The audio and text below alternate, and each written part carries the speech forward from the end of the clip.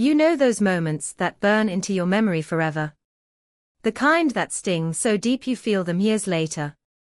Yeah, mine happened on a rainy Thursday, standing in the middle of my sister's fancy condo lobby, holding a grocery bag with 2 takeout containers, because I couldn't afford to take her out to dinner. I'm Mia. 30 years old, single, and, at that time, living in a 1-bedroom apartment barely bigger than a closet in downtown Chicago. My sister, Olivia, was everything I wasn't, married to a rich husband, driving a Tesla, living in a penthouse that overlooked the skyline. I was working 2 jobs, just to keep the lights on. That day, I stopped by to return a sweater I borrowed for a job interview.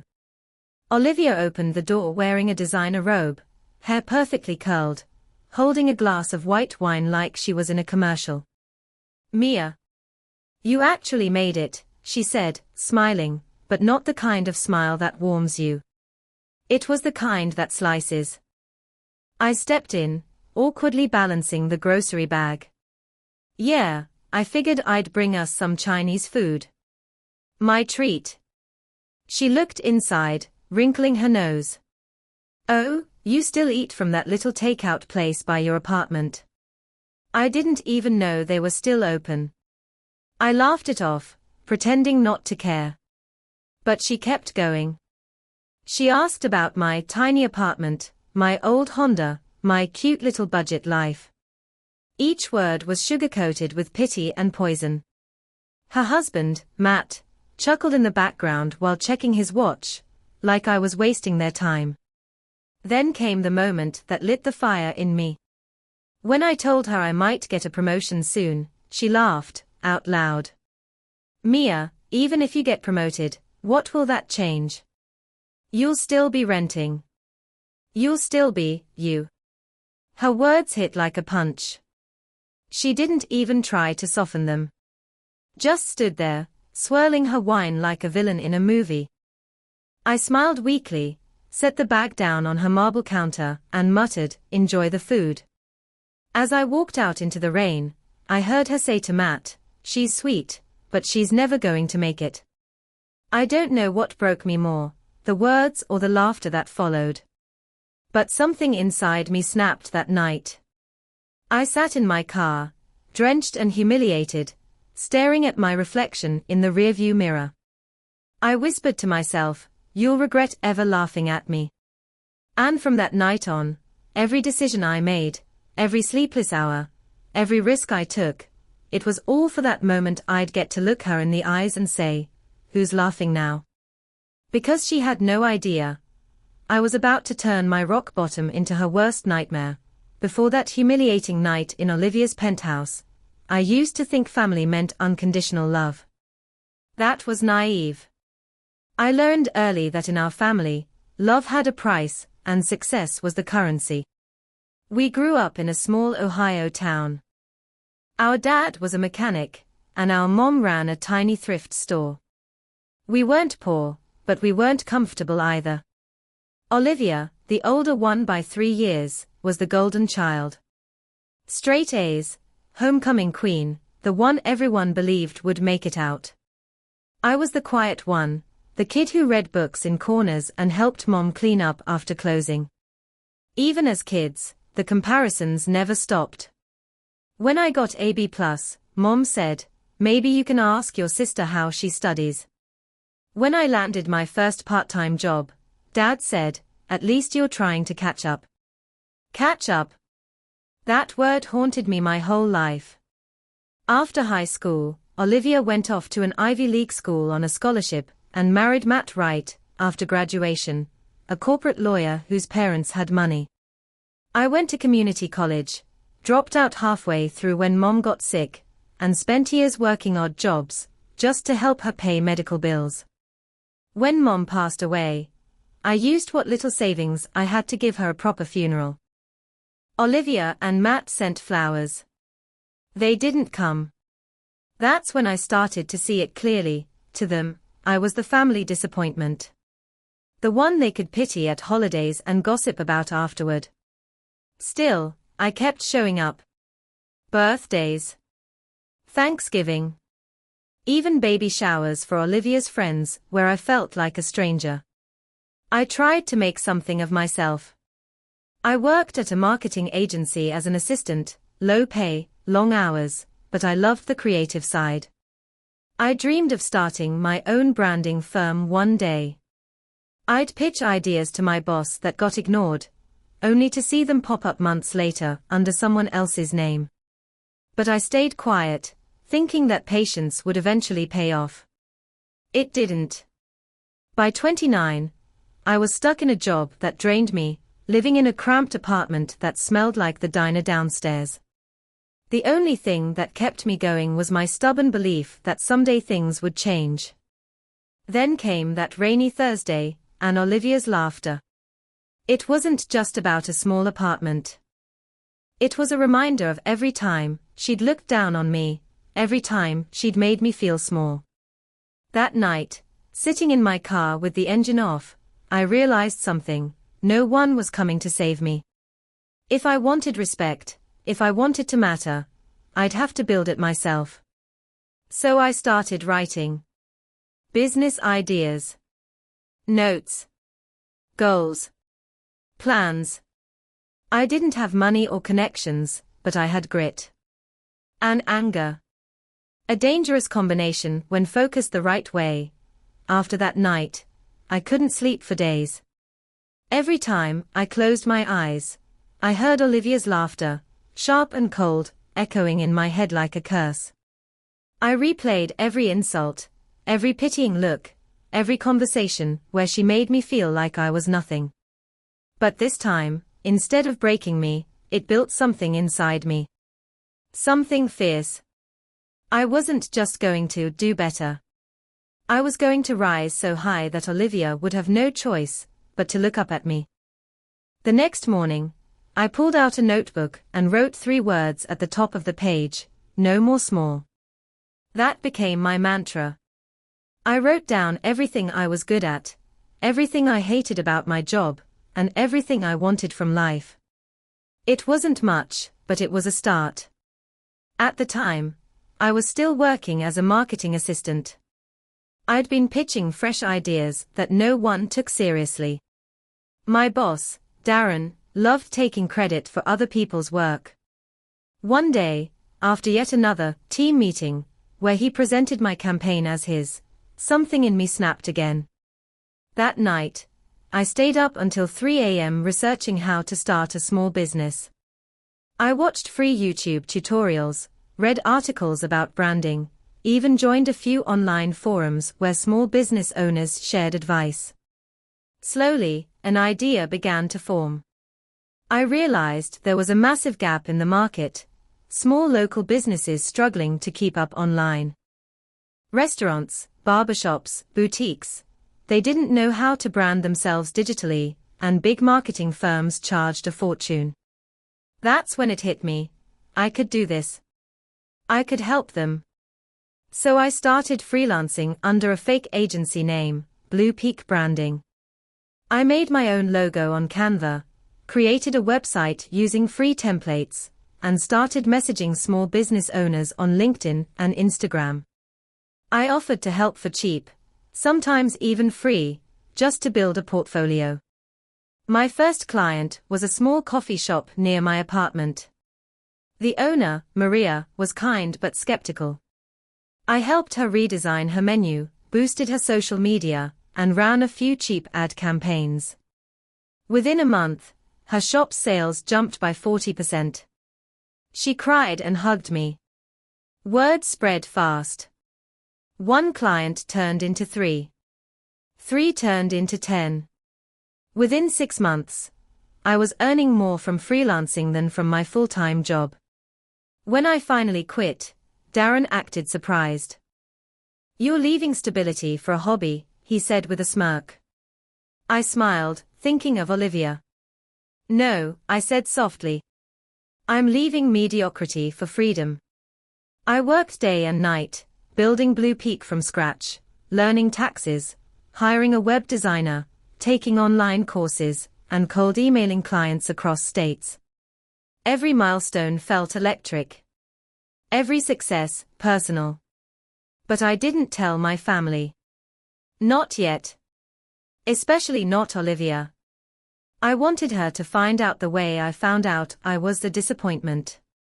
Publicly. A year later, Blue Peak Branding wasn't just surviving, it was thriving. I had a small office downtown, 3 part-time employees, and more clients than I could handle. I was still living in my tiny apartment, but it felt different now. It wasn't a symbol of failure anymore, it was proof of how far I'd come. One afternoon, while sipping my usual cheap coffee and going through new client requests, I saw an email with the subject line, Proposal Inquiry Urbanscape Properties. The name sounded familiar, but I couldn't quite place it. The message was short and polite. Hi Mia, we're looking for a rebranding campaign for a luxury residential complex in Chicago. We were referred to you by one of our contacts. Would love to set up a meeting. Matt Carter, Managing Partner, Urbanscape Properties. I froze. Matt Carter. My brother-in-law. Olivia's husband. I read the email 3 times, just to be sure. My heart was pounding so hard I could hear it echo in my ears. Was this real? After years of being looked down on, ignored, dismissed, they were reaching out to me for help. At first, I wanted to ignore it. But then I remembered Olivia's laughter, the way she'd mocked my life. And suddenly, a calm, deliberate smile spread across my face. This was it. My chance. I replied professionally, pretending not to recognize the name. Hi Matt, thank you for reaching out. I'd love to schedule a consultation. How's Thursday at 10 a.m.? Best, Mia Larson, founder, Blue Peak Branding. When Thursday came, I wore my best blazer, the one I bought from a thrift store for $15, but tailored to fit perfectly. I straightened my hair, added a touch of red lipstick, and walked into Urbanscape's glass building with confidence that could cut steel. The receptionist escorted me into a conference room. I was arranging my presentation when the door opened. Matt walked in first, sharp suit, fake smile, followed by Olivia. She froze mid-step when she saw me. Mia, she said, eyes widening. What are you doing here? I smiled sweetly. Hi, Olivia. I'm here for the Urbanscape rebranding meeting. Matt looked between us, confused. Wait, you two know each other? Oh, Olivia said quickly, recovering her fake composure. Yes, she's my sister. I didn't realize she was, running this company. Her tone had that same disbelief she used when she found out I got a job after college. Like success, and my name didn't belong in the same sentence. I kept my voice even. Small world, right? Well, shall we get started? Throughout the meeting, I was all business, confident, articulate, in control. Olivia sat stiffly, watching me explain my ideas, flipping through slides filled with mock-ups and taglines. I could tell she was trying not to show shock. By the end, Matt looked impressed. This is exactly the direction we've been looking for, he said. I think we can make this work. Olivia forced a smile. Yes, very impressive. I shook their hands, thanked them, and walked out with my head high. But inside, my heart was on fire. The revenge I'd dreamed of was finally within reach. Over the next few weeks, I worked closely with Urbanscape Properties, which meant frequent meetings with Matt, and unfortunately, Olivia. At first, it was awkward. She tried to act casual, pretending my success didn't surprise her, but I could see the tension in her tight smile, the way her manicured nails tapped against the conference table whenever I spoke. I stayed professional. Polite. Unbothered. But inside, every second was sweet, silent payback. During one meeting, Matt praised a campaign I'd presented, sleek, modern, and fresh. This is incredible work, Mia, he said. You really have a great grasp of what our brand needs. Olivia's smile faltered. Yes, well, Mia always had creative ideas, she muttered. She just never really followed through before. Matt shot her a quick glance, irritated, almost embarrassed. I caught it. And that's when I noticed the first crack in her perfect world. Over time, little things started to show. Olivia's tone with Matt became clipped, defensive. He stayed late at work more often, sometimes calling into meetings from his car instead of his office. Once, during a Zoom presentation, I accidentally overheard them arguing in the background, something about money not adding up, and you said you'd handle it. I didn't pry. But I listened. Carefully. Outside of work, my own life was evolving fast. I'd hired 2 full-time employees, rented a bigger office, and started landing clients out of state. Every milestone made me think back to the girl sitting in her car that rainy night, broken, humiliated, invisible. I wasn't her anymore. One Friday afternoon, I stopped by Urbanscape's office to drop off printed mock-ups. Matt was there alone, sleeves rolled up, stress written all over his face. He looked up and smiled wearily. Hey, Mia. You ever feel like everything's about to fall apart, even when it looks perfect on the outside? The question caught me off guard. I hesitated. All the time, I said softly. He nodded slowly. Yeah. That's kinda where I'm at. He didn't elaborate, and I didn't push. But something in his tone stayed with me. Later that week, Olivia called me unexpectedly.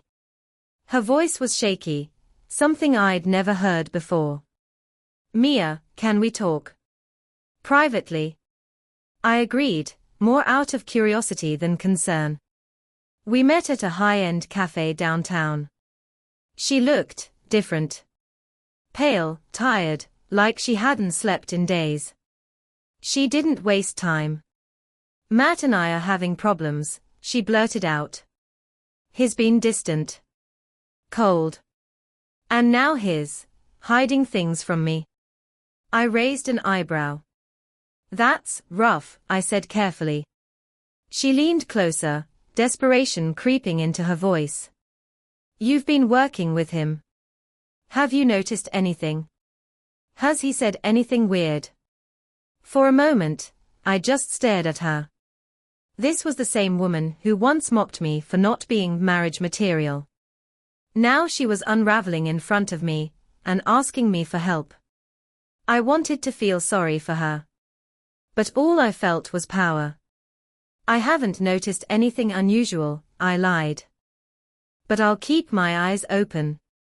She nodded, swallowing hard. Thanks, Mia. You're the only one I can trust right now. If only she knew how ironic that was. After that cafe meeting, I started paying attention, really paying attention. Olivia was unraveling, and Matt was drowning in work. Between meetings and late-night calls, I began piecing things together. Their company, Urbanscape, was overextended. They'd bought too many properties, taken too many loans, and Olivia, who'd been helping with finances, had apparently been spending like royalty. I found out the truth one night, while reviewing their rebranding materials. Matt had accidentally forwarded me an internal spreadsheet, full of budget breakdowns and loan records. Half the numbers didn't add up. And right there, under personal expenses, were charges linked to Olivia's name, luxury boutiques, spa retreats, even a private resort in Aspen. Tens of thousands of dollars. I didn't delete the file. I saved it. Quietly. When Olivia called again, she sounded worse. Mia, he's avoiding me. I think he's hiding something huge. I bit my tongue to stop from laughing. If only you knew. That night, I sat at my desk, staring at the city lights outside my window. I realized I held both of their reputations in my hands. I could expose Olivia's spending, ruin her marriage, and possibly take down the company she bragged about for years. But I didn't want to destroy them. Not yet. I wanted them to need me first. So I kept helping Matt professionally, offering solutions, quietly gaining his trust, while Olivia came to me for emotional support, believing I was her ally. Neither of them realized I was slowly building a bridge between their secrets, and I was the only one who knew what was waiting on the other side. After that tense coffee meeting, I started watching everything, their company, their behavior, their cracks. Olivia was spiraling, and Matt was trying to keep their business afloat. I didn't have to dig too deep before I found the truth. Urbanscape was bleeding money. It started with an innocent mistake. Matt forwarded me an internal expense report instead of a marketing file. When I opened it, my jaw dropped. The numbers didn't make sense. There were luxury purchases listed under business development, and half of them were charged to Olivia's corporate card. I'm talking Chanel, Cartier, spa retreats, even a $12,000 client dinner in Miami. I saved every file. Quietly. From then on, I played both sides like chess. With Matt, I was the calm, competent consultant helping him revitalize the brand. With Olivia, I was the sympathetic sister she could cry to. "Mia, I think he's cheating," she whispered one night. "Maybe he's just stressed," I said sweetly, hiding my smirk. In truth, Matt wasn't cheating, he was panicking. Investors were threatening to pull out, and Olivia's secret spending had buried them in debt. Every conversation, every file, every careless word, I collected them all. And soon, I had enough proof to burn their perfect facade to ashes. But I didn't want to destroy them outright. Not yet. I wanted them to see me, to realize that the girl they laughed at now held their entire world in her hands. It happened faster than even I expected. Matt had been pushing a massive project, a luxury apartment complex meant to redefine modern living. It was supposed to save Urbanscape from financial collapse. Investors were lined up, papers were signed, and Olivia bragged online about their biggest venture yet. But I knew the truth, the numbers were fake. Their assets were stretched thin, and their personal spending had gutted their liquidity. When I reviewed their marketing materials one last time before launch, I noticed something small, but critical, a zoning violation buried deep in the property details. It meant the deal was technically illegal. I could have told them. But I didn't. Instead, I sent an anonymous email to one of the city's compliance officers, attaching proof straight from the files Matt had sent me. Within 2 weeks, the project was halted. The investors panicked. The bank froze their credit line. Urbanscape, the company that symbolized everything Olivia had that I didn't, began to crumble from the inside. When the news broke, Olivia called me in tears. "Mia, everything's falling apart. The press is calling. Matt's losing it. I don't know what to do." I took a deep breath and said gently, "I'm so sorry, Liv. I wish there was something I could do." But there was nothing left to save. Their employees quit. Their investors pulled out. And soon, Olivia's perfect life, the cars, the penthouse, the designer clothes, all started disappearing piece by piece. I watched from a distance, quiet and calm, as the empire that once made me feel small turned to dust. 3 months after Urbanscape collapsed, Olivia disappeared from social media. No designer outfits, no rooftop brunches, no perfect family photos. Just silence. I figured she'd moved out of that glittering penthouse she used to flaunt. Then, one afternoon, I got a call from a real estate contact I'd worked with for branding projects. "Hey, Mia," he said casually, "you wouldn't believe this.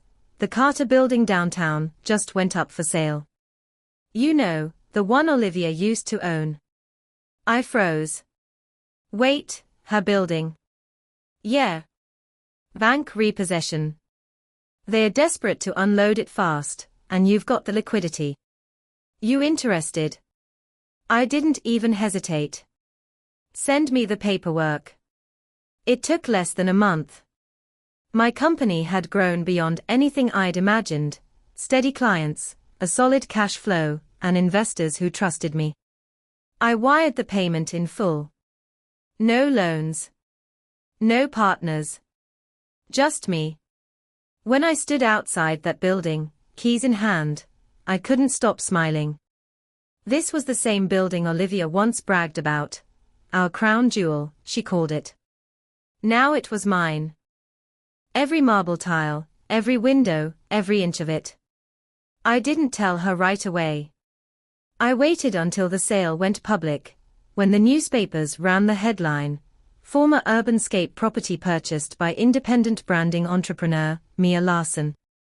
That night, my phone buzzed. A text from Olivia. You bought it? I replied simply, cash. No explanations. No gloating. Just the truth. Simple and devastating. I should have known Olivia wouldn't go down quietly. Within a week of the sale, whispers started circulating in my industry, anonymous rumors about unethical business practices, fake clients, and tax fraud. At first, I ignored them. But then, one of my biggest clients called and said, Mia, someone's been emailing us documents claiming your company's under investigation. My stomach dropped. I knew exactly who was behind it.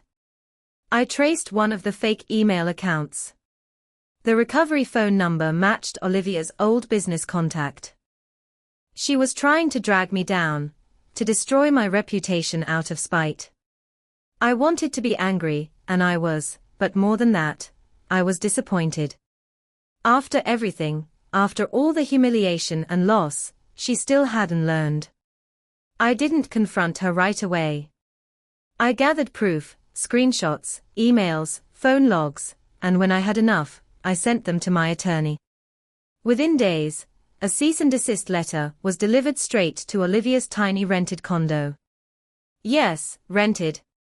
I found out she'd sold her jewelry and was living off savings. Matt had left her after the scandal, moving to another city. She called me, her voice shaking with rage. You think you've won? You destroyed my life. I stayed calm. No, Olivia. You destroyed it yourself. I just stopped letting you destroy mine. There was silence on the line, then a choked sob before she hung up. For the first time, I didn't feel angry or triumphant. Just free. The little sister, who once begged for her approval, no longer existed. It was late evening when I saw her. Rain poured over the city, just like that night years ago, the night she'd laughed at me. Only this time, I was standing in the lobby of my building, reviewing contracts, when the security guard buzzed me. There's a woman outside asking for you, he said. Says her name's Olivia. My heart skipped. I hesitated, then told him to let her in. She looked unrecognizable. Her perfect hair was frizzy, makeup smeared, clothes soaked through. The same woman who once pitied my life now looked completely lost in hers. Mia, she whispered, voice trembling. Please. I didn't know where else to go. I motioned her inside. She stood in the middle of the marble lobby, staring around like she couldn't believe I owned it. It's beautiful, she murmured. This was supposed to be ours. I folded my arms. It was yours. Until you lost it. Tears filled her eyes. I made mistakes. I hurt you. I know. But I didn't deserve to lose everything. I studied her face, the same face that once smiled at my pain. For years, I'd dreamed of this moment. I thought I'd feel satisfaction. Power. Victory. But all I felt was exhaustion. You didn't lose everything because of me, I said quietly. You lost it because you never knew how to value what you had. She broke down, sobbing. I just wanted to be better than you. And now I have nothing. I took a deep breath. Maybe that's the first honest thing you've ever said. I turned to leave, but before I did, I said softly, next time you laugh at someone climbing from the bottom, remember who helped build the ladder. A week after that stormy night, I got a call from an unknown number. It was Matt. His voice was heavy. Mia. I thought you should know. Olivia's gone. My chest tightened. Gone? What do you mean? She left the city. Sold what little she had left and disappeared. No one's heard from her since. For a moment, I couldn't speak. I should have felt relieved, maybe even triumphant. But instead, a hollow ache spread through me. The victory I'd dreamed about for years suddenly felt empty. I went up to the top floor of my building, her old building, and looked out over the city lights. Everything I'd worked for was real. The company, the success, the respect. But in the reflection of the window, I saw the girl I used to be, sitting in her car, drenched in rain, whispering promises of revenge. And I realized something painful. I hadn't just beaten Olivia. I'd become her. Cold. Obsessed. Consumed by proving a point. I still kept the penthouse she once lived in, but I turned it into something new. A creative workspace for young women trying to start their own businesses. I called it the Rise Initiative. Because the truth is, revenge might light the fire, but purpose keeps it burning. Months later, I got a postcard in the mail. No return address. Just a handwritten note. I'm starting over. Thank you for showing me who I was, and who I could still be. Olivia. I stared at it for a long time before smiling. For the first time, not out of pride or victory, but peace. Sometimes, winning isn't about revenge. It's about finally letting go. The end.